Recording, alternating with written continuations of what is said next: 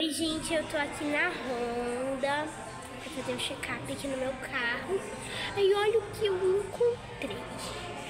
A coisa mais linda do mundo. O moço que tá ali no canto me disse que tem um escondido por ali, mas eu não tô conseguindo achar. Ele disse que já o outro vem, mas esse é do Brasil. É da cor do Brasil. Ai, que coisa mais linda. Gente, eu tô meio dodói. Tava meio sumidinha, né? Mas eu tô meio dodói, meio gripadinha. E por isso que eu sumi, eu acho. Sim. Escutaram? Meu Deus, que coisa linda. Olha onde ele fica.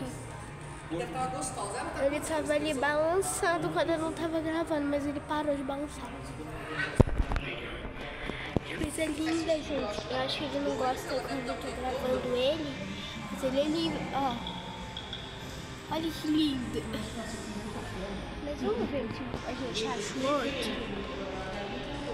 Vocês acharam? Deve estar ali dentro, ali no canto, né? Em algum cantinho, mas eu não achei. Tá. É lindo demais. Tá no canto junto com meu pai, lá atrás. Ele é lindo demais. Gente, enquanto eu não achar o outro, eu não paro de gravar. Ele deve estar escondido, bem escondido mesmo. Eu não tô conseguindo achar o outro. O outro fica ali, ó.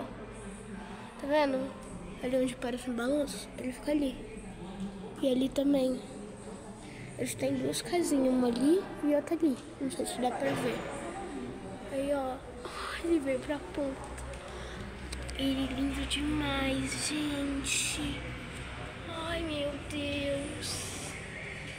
Muito lindo. Na câmera ele fica muito mais lindo, mas na realidade ele também é lindo. Não sei se vocês conseguem ver o verde na cabeça dele, mas ele é das cores do Brasil. É lindo demais. Ó, parece que é show de piscina. Aqui tem alguns lagos, tipo, parece uns laguinhos, né, gente? Ai, ele é lindo demais, gente. Mas acho que eu vou parar de gravar, o vídeo já tá ficando longo, né? Gente, tchau.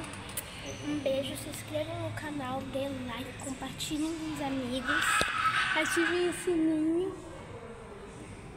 comentem, ativem as notificações, compartilhem, que eu acho que eu já falei, dá like, ativar o sininho.